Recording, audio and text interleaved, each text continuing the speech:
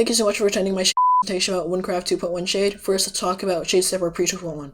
Shadestepper pre-2.1 was mainly used for some niche cases where you wanted to cheese the out of fights. Mostly used in Legendary Island and some niche cases such as TCC or sometimes very rarely in TNA.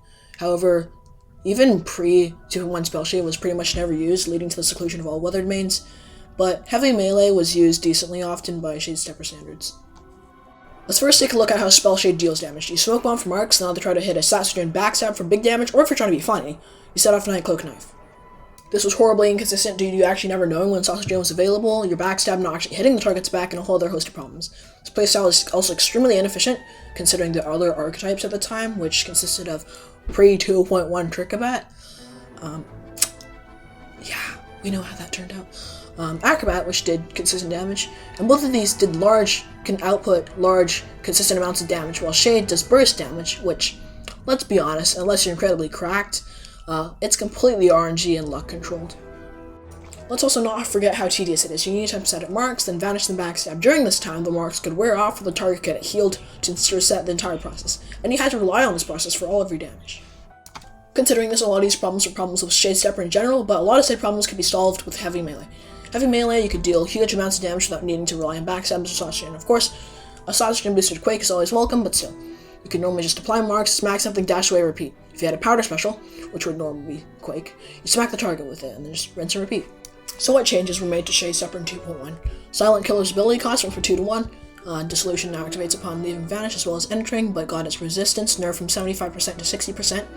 Nightcloak Knife's max amount was nerfed, but now does double damage, and we have an increased Nightcloak Knife required narcs per knife, which is sad. But we do have a decreased mark cooldown, which is amazing, and a new ability, Shadow Siphon. There are also some funny aspects, but I won't get into them just yet. With some of the new changes and the new aspects, is Spell Shade finally going to be of use? Hell no! Well, maybe, but it still sucks.